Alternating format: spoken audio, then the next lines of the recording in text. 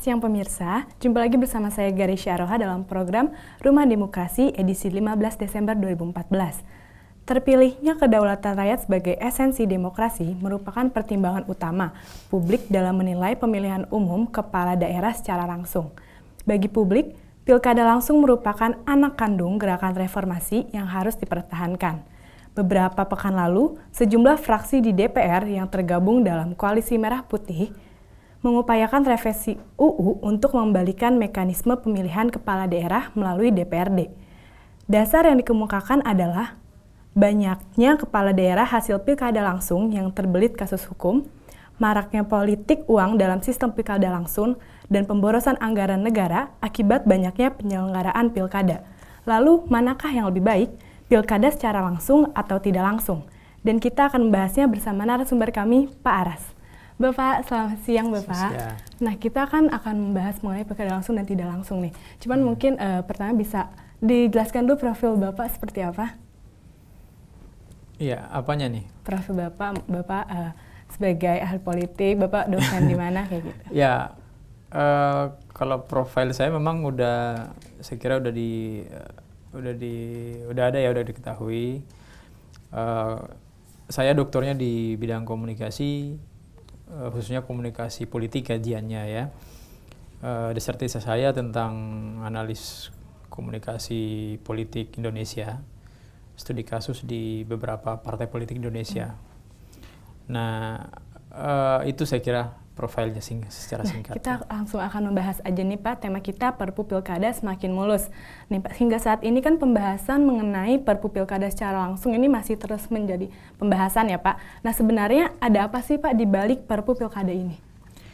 Iya, kalau ditanya ada apa di balik Perpu Pilkada ini, pastinya ada kepentingan. Kalau nggak ada kepentingan, untuk apa Perpu itu diadakan atau dibuat? Tapi yang menjadi pertanyaan adalah, apakah kepentingan itu based on society atau untuk kepentingan based on individual or kelompok, gitu ya? Nah, ini menjadi pertanyaan besar bagi kita, karena kalau untuk kepentingan masyarakat, pilkada secara langsung yang udah dilakukan berapa periode, kurang lebih 10 tahun ya, 10 tahun pemilu kada secara langsung, saya pikir itu memang murni untuk kepentingan masyarakat. Tapi terkadang, memang bukan lagi terkadang, yang terjadi di lapangan adalah untuk kepentingan masyarakat, tapi juga masyarakat mengambil kepentingan di situ. Ini yang menjadi carut marut. Jadi pemilu kada secara langsung yang sejatinya adalah untuk murni kepentingan masyarakat, artinya segala sesuatunya berdasarkan kepentingan rakyat, ya kan, kepentingan masyarakat. Tapi dalam pilkada itu juga masyarakat juga mengambil kepentingan di dalamnya. Artinya ada transaksional yang hari ini bukan menjadi rahasia, tapi istilahnya rahasia umum istilahnya, di mana masyarakat banyak yang memanfaatkan momen itu. Misalnya pada saat kampanye politik, calon atau figur yang bersangkutan data di masyarakat, kemudian bagi-bagi apa begitu kan, sehingga rakyat juga berpikir kapan lagi saya bisa manfaatkan momen ini. Nah, ini nih yang menjadi transaksional. Sekira itu ya. Dan kalau misalnya ini kan pembahasan udah berlangsung lama ya Pak, yang kita tahu. Apa sih yang membuat pembahasan ini masih terus berlanjut sampai sekarang, nggak ada beresnya itu Pak istilahnya? Ya, yang menjadi nggak beres dan belum selesai sampai hari ini karena memang adanya kontroversi di antara kubu, yaitu kubu Koalisi Merah Putih dan kubu Indonesia Hebat. Ya, nah yang menjadi persoalan besar di sana adalah ketika kubu ini masing-masing ingin ingin mempertahankan idealisme mereka, ingin mempertahankan pandangan mereka terkait rancangan undang-undang ini. Kalau di kubu Koalisi Merah Putih, memang mereka yang menghendaki undang-undang ini adalah, saya melihat di sana ada kepentingan Indonesia, Koalisi Merah Putih punya kepentingan bahwa ketika pemilihan langsung ya sesuai pengalaman yang di masa lalu, ya mereka tidak mendapatkan dukungan terbanyak atau menjadi pemenang pemilu di kemarin 2014, sehingga melakukan cara lain untuk bahwa pemilu kada itu secara tidak langsung. Artinya yang memilih bupati, wali kota, gubernur, bahkan presiden adalah DPRD dan DPR RI gitu ya. Yang memilih presiden adalah DPR RI, dan yang wali kota, bupati, dan gubernur adalah DPRD tingkat 2 dan tingkat 1 itu. Nah, inilah yang menjadi carut marut. Kalau menurut saya, ini sama halnya kita kembali di masa lalu. Di zaman Orde Baru, Orde Lama ya. Orde Baru, Orde Lama. Nah, kapan kita bisa bangkit, ya, berangkat dari pengalaman masa lalu sampai kita bisa menggapai masa yang akan datang yang lebih gemilang untuk kepentingan masyarakat. Saya kira itu. Dan nanti Pak, kita akan membahasnya lebih dalam lagi, tetap di Rumah Demokrasi.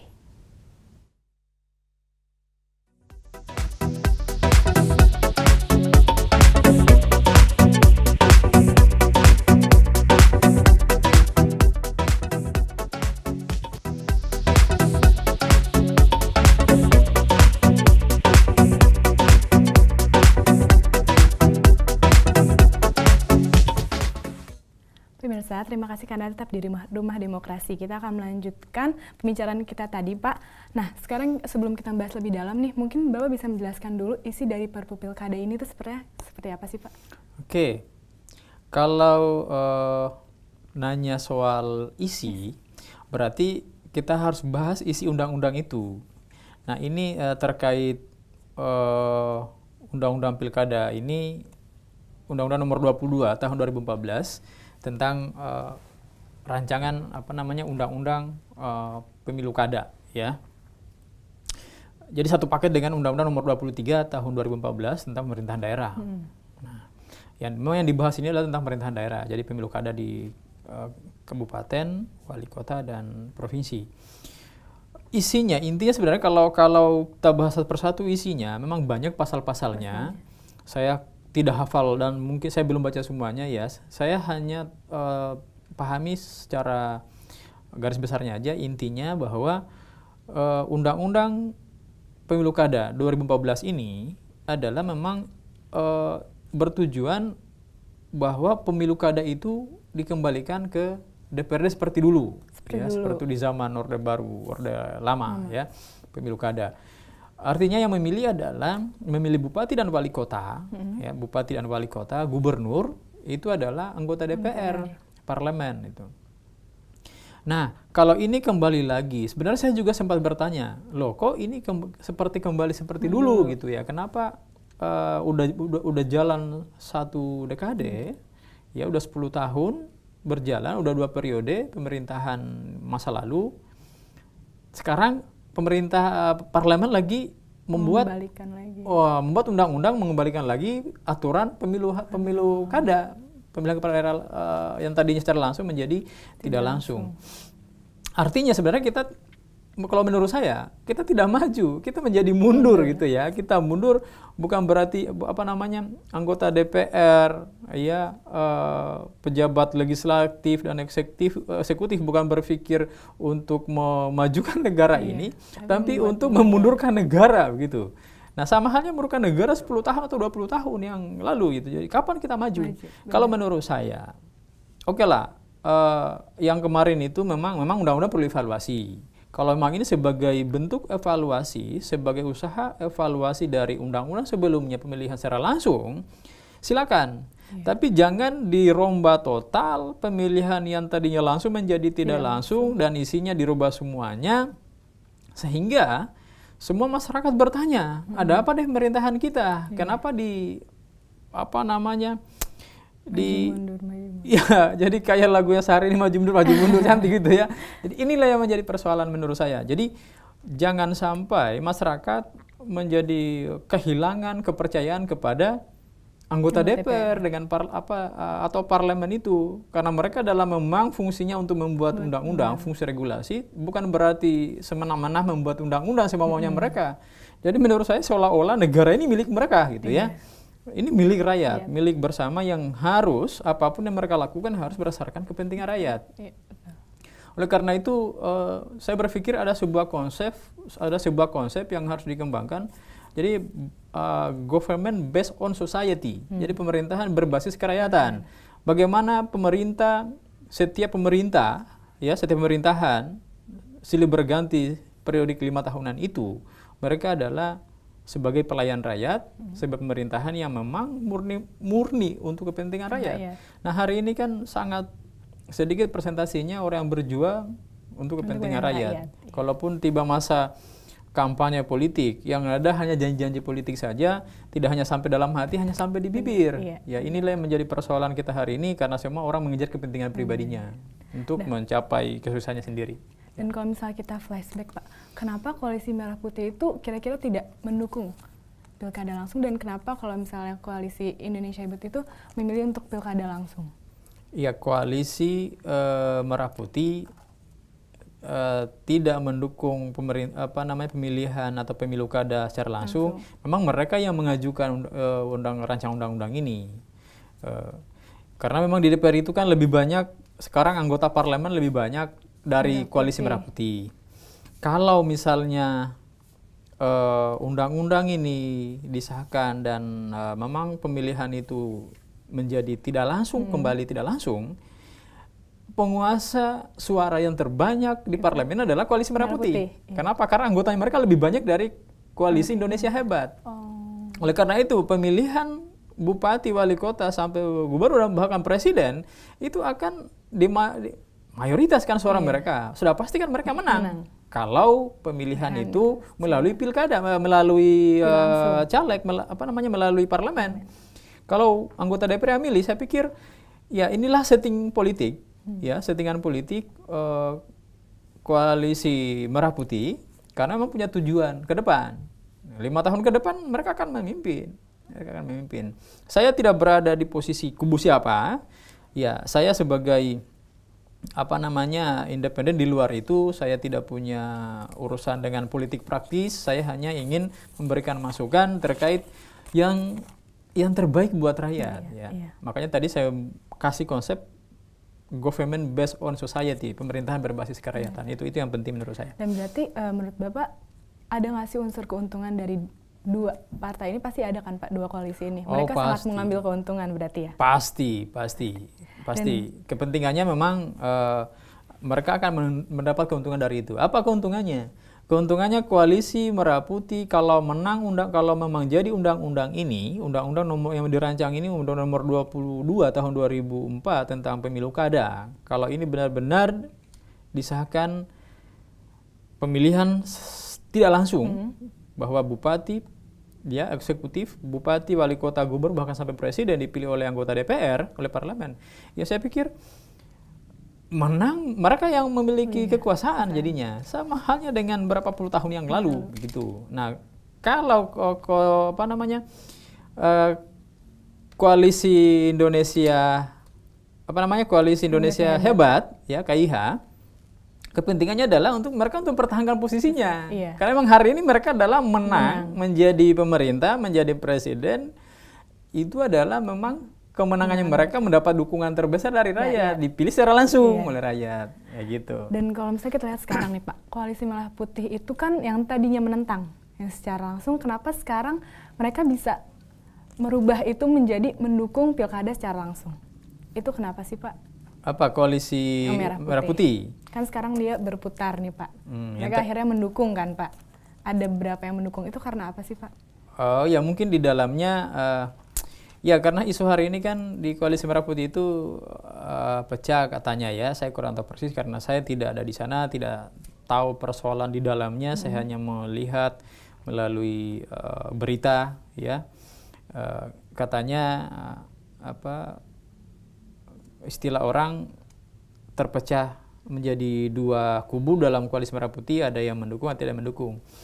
Nah, kalau ini mungkin konsekuensi dari kemarin ketika Golkar, ya, karena memang partai koalisi yang paling besar di sana kan memang Golkar. Ya.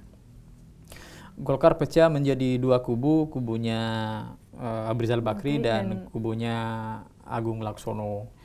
Nah, kalau di kubunya Abu Rizal Bakri memang masih memperjuangkan apa namanya pemilu kada secara tidak langsung kan ya. Kalau di Agung Laksono mungkin kubunya lebih kepada jadi kontroversi di antara kubu ini. Karena ini merupakan konsekuensi politik di tubuh partai yang besar ini, sehingga kebijakan-kebijakan atau keputusan yang ada di dalamnya juga menjadi kontroversi. Kalau satunya mendukung, satunya menolak. Inilah konsekuensi politik yang ada di dalamnya. Karena memang waktu pemilihan ketua di Munas Bali kemarin, ya yang menang suara terbanyak, yang menang secara aklamasi ya, kalau nggak salah itu dimenangkan oleh Abu Rizal Bakri. Sementara kubunya Agung Laksono melakukan Munas di Ancol, ya dengan apa namanya ketuanya juga Agung Laksono. Jadi pecah. Tapi ini kalau menurut saya sebenarnya akan melemahkan partai politik. Dalam strategi komunikasi politik ada namanya menciptakan kebersamaan. Dalam strategi komunikasi politik menciptakan kebersamaan, Partai Golkar menjadi lemah. Kenapa? Karena mereka terpecah lagi. Jangan sampai perpecahan ini justru keluar dari partai politik itu lagi. Karena pengalaman masa lalu, sebenarnya Golkar ini partai besar loh, partai besar di Indonesia. Kenapa? Karena banyak kader-kadernya ya yang tadinya menjadi satu organisasi, yaitu Golkar, semua keluar, sebagian keluar dan mendirikan partai baru. Contoh, dulu Wiranto di Golkar, keluar dan mendirikan Hanura, ya kan? Kemudian yang kedua adalah Gerindra, ya Prabowo kan, kan Golkar juga, keluar dan mendirikan Gerindra. Kemudian Surya Paloh keluar dan mendirikan Nasdem.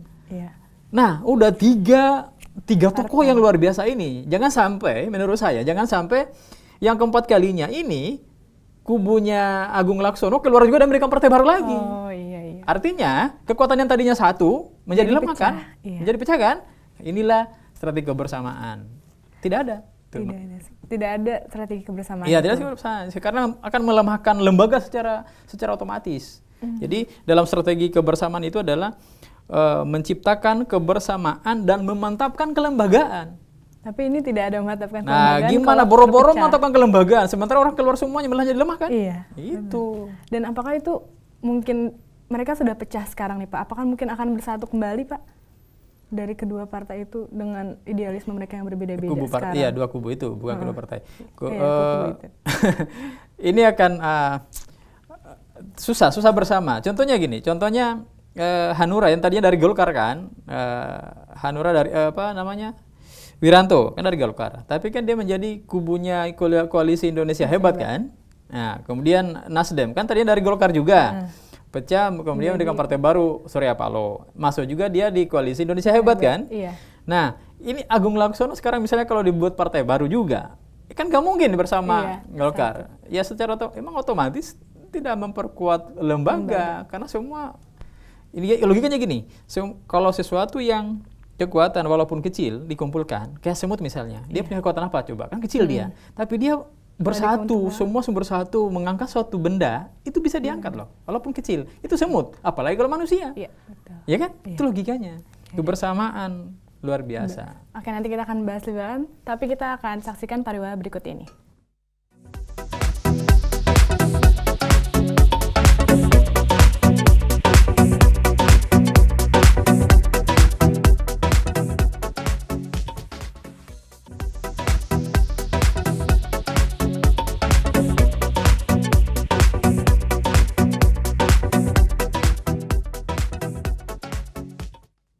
Pemirsa, kembali lagi di Rumah Demokrasi dan kita masih membahas mengenai Perpu Pilkada semakin mulus nih Pak. Dan pertanyaan selanjutnya nih Pak yang mau diketahui, apa yang membuat PDI Perjuangan nih Pak optimis bahwa Perpu Pilkada langsung yang sebelumnya kan diajukan oleh SBY ini akan disetujui oleh DPR pada masa sidang yang akan datang.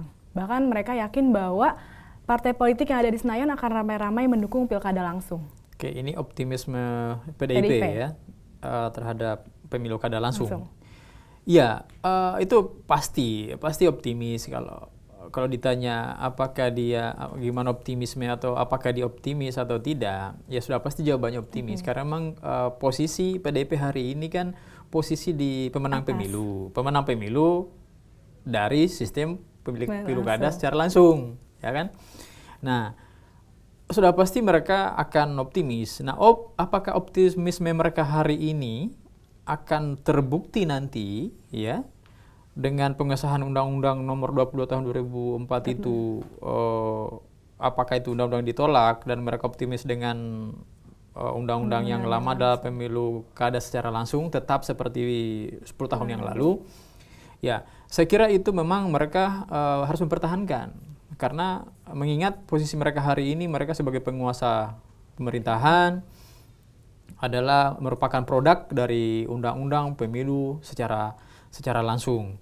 Nah, tapi jangan sampai yang terjadi hari ini adalah apa yang terjadi kemudian adalah pemilu kada melalui DPR, pemilu kada melalui DPRD, ya, DPR. Nah, akan menghilangkan optimisme mereka, karena pergeseran politik yang ada di DPR hari ini adalah mereka carut marut dan luar biasa, itu cair politik di sana itu luar biasa dinamisasinya, perubahannya setiap saat, karena ingat politik itu dinamis, selalu berubah setiap saat, ya, nggak ada yang statis. Jadi mereka harus terus bargaining posisi politik mereka, jangan sampai undang-undang ini berlaku, disahkan dan orang negara kembali ke undang-undang seperti dulu, adalah pemilu tidak langsung melalui anggota DPR, parlemen. Nah, terkait DPR, PDIP, optimisme mereka, saya sih melihatnya, ya, mereka hari ini punya kekuatan. PDIP punya kekuatan. Kenapa? Karena didukung oleh rakyat, didukung oleh masyarakat. Undang-Undang 22 2014 tentang pemilu kada melalui DPR, yang saya tahu hari ini mereka belum didukung masyarakat.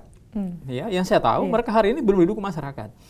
Kalau undang-undang pemilu kada secara langsung itu sudah jelas real kan, dukungan masyarakat memang itulah hari ini kenyataannya, sehingga PDIP wajar kalau dia optimis, gitu ya. Saya kira itu wajar kalau optimis. Saya juga berharap, ya, secara saya berada di outside dari mereka, saya sebagai masyarakat. Ya, sebagai masyarakat, ya, pemilihan secara langsung udah berjalan bagus. Cuman sebenarnya yang harus dievaluasi adalah paradigma atau mindset politik masyarakat. Karena yang terjadi hari ini paradigma itu bergeser. Yang tadinya idealisme menjadi pragmatis, bahkan transaksional. Kenapa? Pragmatis adalah ketika masyarakat punya bargaining kepentingan, memilih orang lain, memilih orang sebagai calon DPR atau bupati, wali kota, atau gubernur, bahkan presiden, mereka berpikir bahwa apa yang saya dapat dari Anda. Oleh karena itu konsekuensinya uang kan? Apalagi saya menikmati kan? Itu mindsetnya masyarakat. Sebenarnya kalau menurut saya itu yang mau dievaluasi. Nah, yang lebih parahnya lagi bukan hanya sebatas pragmatis, tapi transaksional, barter. Saya pilih Anda ngasih apa ke saya? Dan ini seluruh kabupaten di Indonesia terjadi. Dan itu realistis. Itu berdasarkan pengamatan saya. Komunikasi politik yang pragmatis alias transaksional itu luar biasa bergulir di masyarakat. Ini sebenarnya harus dievaluasi, bukan mengevaluasi undang-undang menjadi 2002, undang-undang 22 2014 dari pemilihan yang secara langsung menjadi tidak langsung. Bukan itu menurut saya.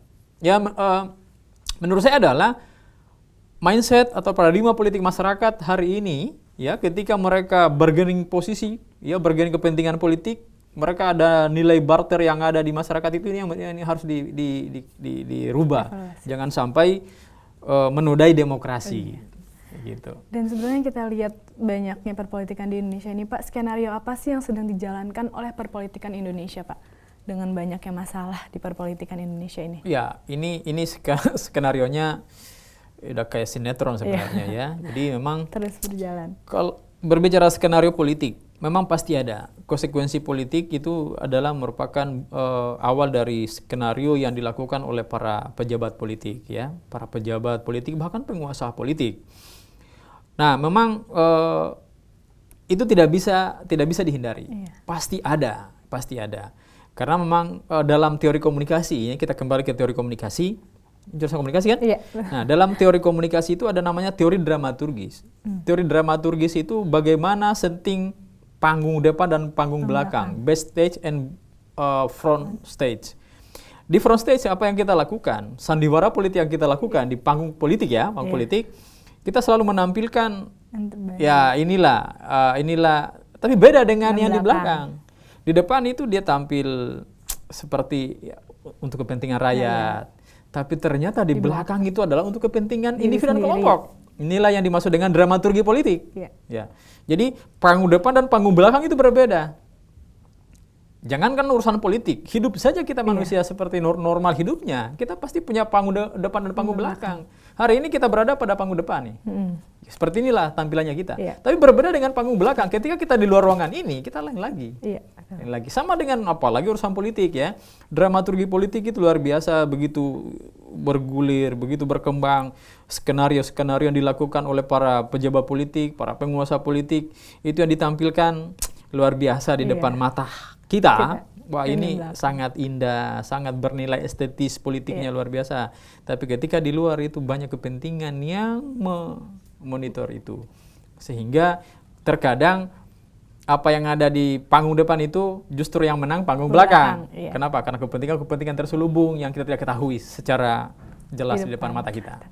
Dan kalau misalnya menurut Bapak nih Pak, dengan sikap dari fraksi Demokrat yang menyatakan ragu akan komitmen fraksi dalam koalisi Indonesia Hebat untuk mendukung Perpu yang diterbitkan Presiden ke-6 kita ini, Pak.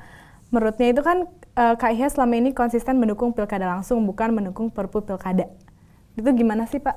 Menurut Bapak, fraksi mereka yang ragu akan idealisme mereka itu? Yang ragu siapa nih? Sikap fraksi Demokrat yang menyatakan ragu akan komitmen fraksi dalam koalisi Indonesia Hebat. Oh ya, Partai Demokrat ragu dalam hal? Fraksi dalam hal undang-undang Perpu yang diterbitkan oleh SBY ini, Pak. Iya, sebenarnya keraguan Partai Demokrat kan waktu pemilihan dalam rangka undang-undang pilkada yang baru ini 22 2014 ini kan waktu itu ada 3 opsi yang dilakukan. Dalam sidang paripurna di DPR 3 opsi, yang pilihan opsi ketiga itu adalah opsi yang diusulkan oleh Demokrat, di mana pemilihan secara langsung dengan perbaikan 10 perbaikan itu ya 10 hal yang diperbaiki. Saya kurang tahu 10-nya itu apa, tapi kata mereka memang ada 10 hal yang diperbaiki. Nah, tapi yang untuk koalisi Indonesia Hebat, mereka tetap berkeras di pilihan yang pertama untuk pemilu kada itu secara tidak langsung. Nah, opsi yang kedua pemilihan secara langsung. Nah, mereka kecewanya sampai mereka walk out kan waktu itu karena ya mereka berpikir tetap harus dipertimbangkan usulannya. Nah, yang terjadi waktu itu kan nggak diterima usulan itu, sehingga ada hanya diperhadapkan 2 pilihan pemilu kada secara langsung atau pemilu kada secara tidak langsung. Nah, keraguan-keraguan itu wajar muncul. Kenapa? Karena memang di sana ada kepentingan, ya. Kalau pemilihan secara langsung, ya otomatis yang mewarnai parlemen hari ini kan dari koalisi Merah Putih. Nah, posisi Partai Demokrat dalam hal ini mereka memang posisikan diri sebagai penengah sebenarnya, sebagai netral ya, mereka netral, tidak berpihak ke koalisi Merah Putih, tidak berpihak kepada Indonesia Hebat. Tapi yang menjadi persoalan mereka harus menentukan sikap gitu ya. Nah, kalau saya melihatnya, apakah ini sikap ketika mereka menentukan pilihan tidak memilih salah satunya, artinya netral gitu ya. Kalau menurut saya netral bukan pilihan, ya. Pilihan kan hanya 2 pilihan. Oleh karena itu mereka membuat satu pilihan tadi, opsi ketiga. Ya, inilah wajar dalam urusan politik. Tapi satu sebenarnya menurut saya, buanglah ego masing-masing anggota DPR atau pejabat politik. Buatlah satu kesepakatan bahwa apa yang dilakukan mereka di sana, mereka duduk di DPR sana. Di sana itu namanya Dewan Perwakilan Rakyat. Artinya mewakili mereka ada di rakyat. sana karena rakyat, dan mereka duduk di situ terpilih karena rakyat yang pilih mereka, Iya. bukan Dewan Perwakilan Partai Politik gitu ya. Betul. Oleh karena itu kalau menurut saya ya konsistenlah dengan kata-kata ketika mereka mau dicalonkan dan mau dipilih, bahwa perjuangan mereka di sana adalah untuk rakyat. Apapun yang dilakukan, satu kata untuk kepentingan rakyat, ya, satu tujuan untuk kepentingan rakyat. Itu yang menurut saya. Oke, Pak, nanti kita akan melanjutkan bincangan ini. Kita akan melihat pariwara berikut ini.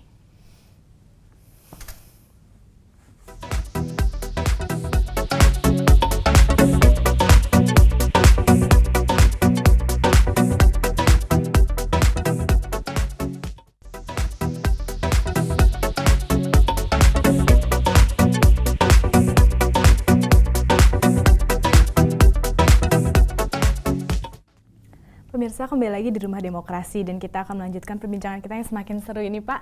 Nah, pertanyaan selanjutnya adalah, Pak, menurut Bapak tuh bagaimana sih sikap Abu Rizal Bakri yang terkesan pelin-pelan karena dia mengubah ideologi dia yang tadinya dia itu mendukung ya, Pak, mendukung pilkada langsung. Iya. Dan sekarang tiba-tiba dia tidak mendukung pilkada langsung. Ya, awalnya memang ini kan kita kembali lagi 10 tahun yang lalu, memang ini kan dirancang untuk pemilu kada secara langsung ya, dari rakyat, oleh rakyat dan untuk rakyat. Nah, sekarang tiba-tiba koalisi Merah Putih mengusung lagi undang-undang, membuat undang-undang baru lagi, yaitu Undang-Undang Nomor 22 tadi tahun 2014 ini, untuk membuat peraturan pemilu kada secara tidak langsung. Artinya bupati, wali kota, gubernur, bahkan sampai presiden yang pilih kembali adalah DPR.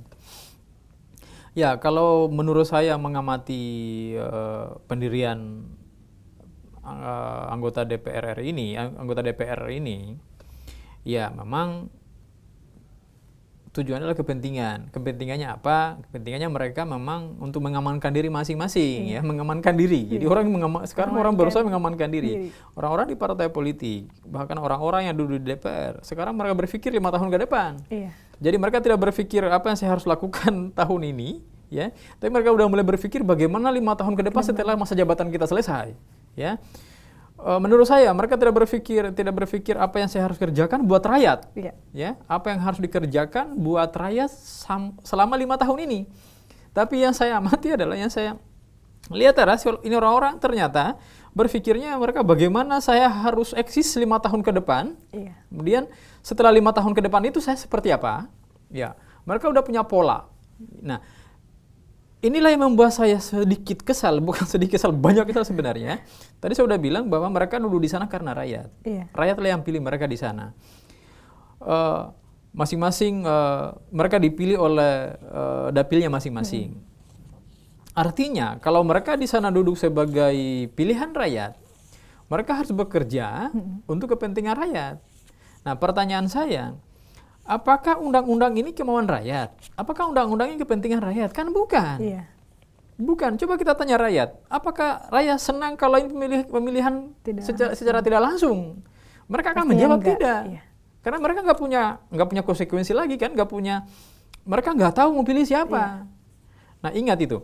Nah, yang kedua yang menjadi dilematisnya masyarakat adalah ketika pemilihan secara langsung, rakyat juga diperhadapkan dengan si malakama, ya, memilih orang ini apa kontribusinya buat saya, tidak dipilih juga kita punya hak untuk memilih, ya kan? Jadi banyak rakyat yang berpikir ini lama-lama masa bodoh dengan urusan politik, gitu ya. Kenapa?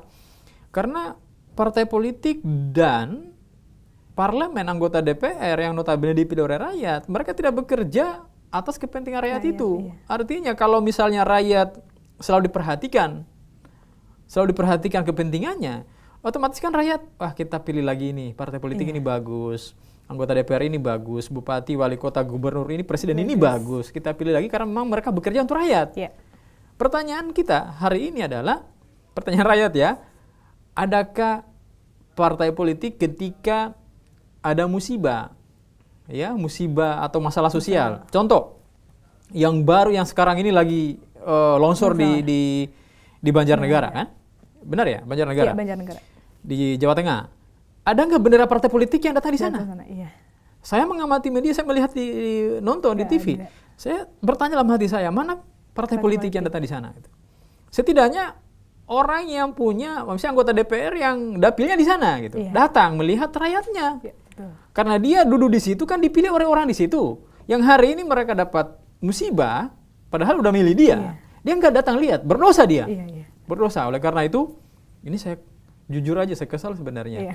Artinya tadi konsep yang saya berikan tadi, government based on society, pemerintahan berdasarkan kerakyatan, ya. Jadi government based on society tadi tidak terlaksana gitu, tidak diwujudkan. Sebagaimana janji mereka ketika mau dipilih, ya kan? Hari ini masalah sosial di Banjarnegara itu, Jawa Tengah itu mereka butuh bantuan, butuh kontribusi, paling tidak pemikiran, gitu ya. Ya, datang membesarkan hati mereka. Tapi ada nggak satu partai politik pun yang datang di sana? 12 partai politik kemarin peserta pemilu, adakah mereka di sana hari ini? Tanda tanya besar.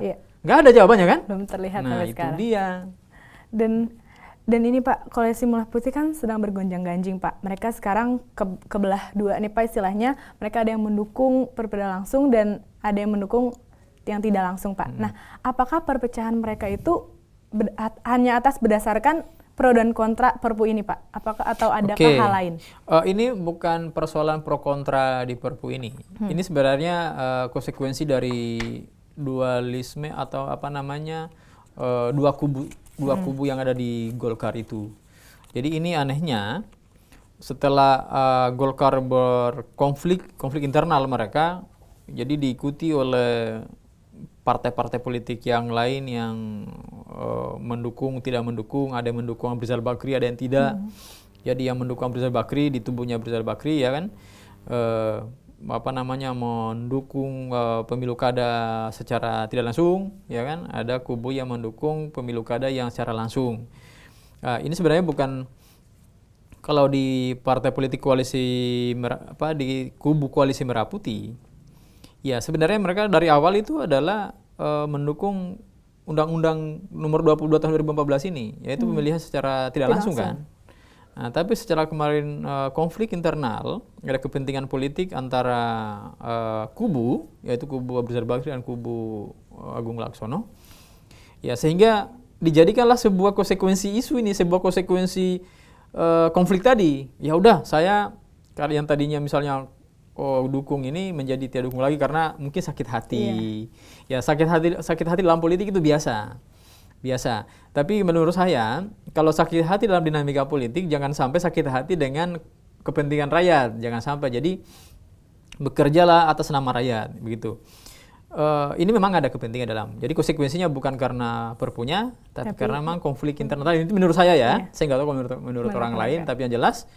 Karena awalnya kalau saya mengamati kan awalnya kan mereka setuju nih. Satu suara untuk mengusung Undang-Undang 22 tahun 2014 ini.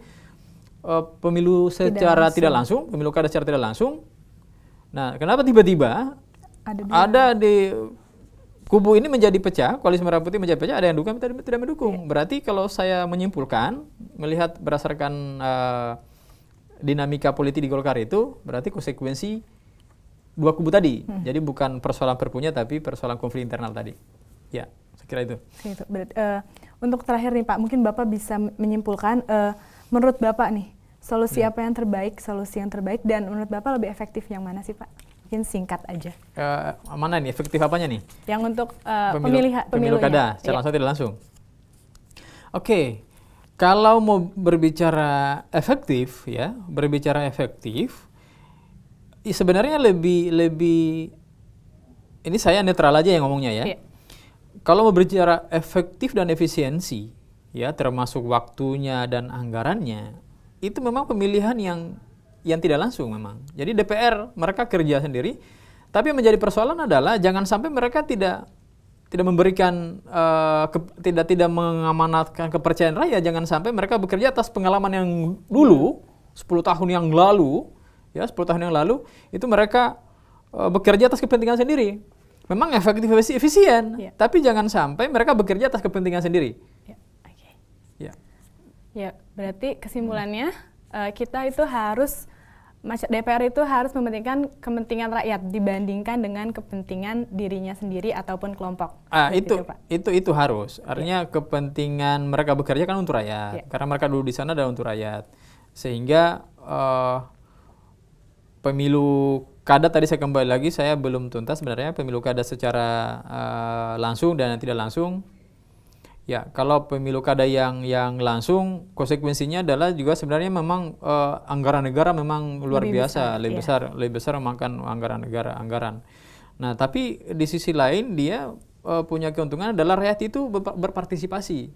Mereka menggunakan hak suaranya untuk memilih pemimpinnya atau calon anggota DPR itu. Cuman yang menjadi persoalan mereka sangat pragmatis transaksional. Nah, menurut saya sebenarnya harus dievaluasi, ya, harus dievaluasi, bukan justru membuat undang-undang, tapi harus mengevaluasi undang-undang yang lama secara langsung demi untuk kesempurnaan kehidupan berbangsa dan bernegara ke depan. Ya, berarti dapat disimpulkan bahwa kita semua masyarakat menginginkan yang terbaik untuk negara kita. Ya, pemirsa, terima kasih karena Anda sudah menyaksikan Rumah Demokrasi. Tetap saksikan Rumah Demokrasi di www.binus.tv. Saya Garisha Roha dan seluruh kru yang bertugas undur diri.